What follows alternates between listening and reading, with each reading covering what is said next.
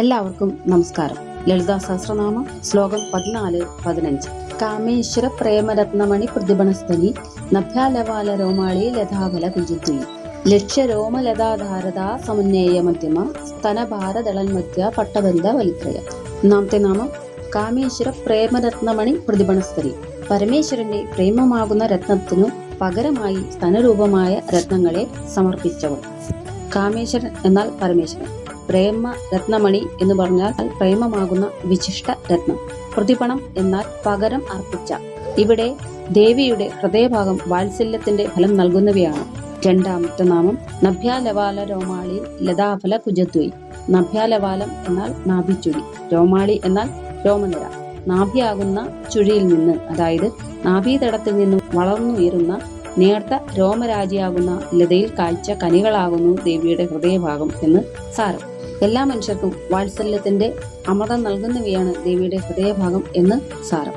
മൂന്നാമത്തെ നാമം ലക്ഷ്യരോമ ലതാധാരതാ സമന്വയ മധ്യമ. ലക്ഷ്യം എന്നാൽ കാണപ്പെടുന്നതായ, രോമലതാധാരത എന്നാൽ രോമലതയ്ക്ക് ആധാരമായത്, ഉന്നേയം എന്നാൽ ഊഹിക്കാൻ കഴിയുന്നത്, മധ്യമ എന്നാൽ മധ്യഭാഗത്തോട് കൂടിയവൾ. രോമരാജി കാണപ്പെടുന്നതിനാൽ അതിന് ആധാരമുണ്ടായിരിക്കണം എന്ന് ഊഹിച്ച് മാത്രം അറിയാൻ കഴിയുന്ന അരക്കെട്ടോട് കൂടിയവൾ.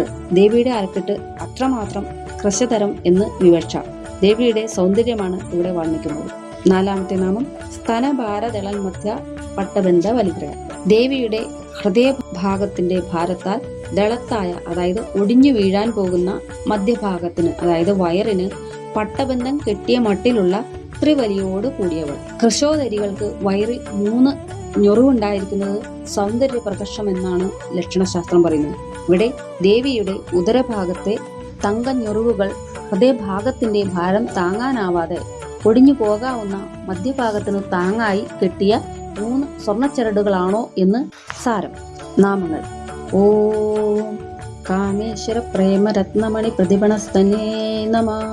ഓം നഭ്യാലവാല രോമാളി ലതാഫല കുജദ്വയേ നമഃ. ഓം ലക്ഷ്യരോമ ലതാധാരതാ സമന്വയ മധ്യമായേ നമഃ. ഓം സ്തനഭാരദളന്മധ്യ പട്ടബന്ധ വലിത്രയായേ നമഃ.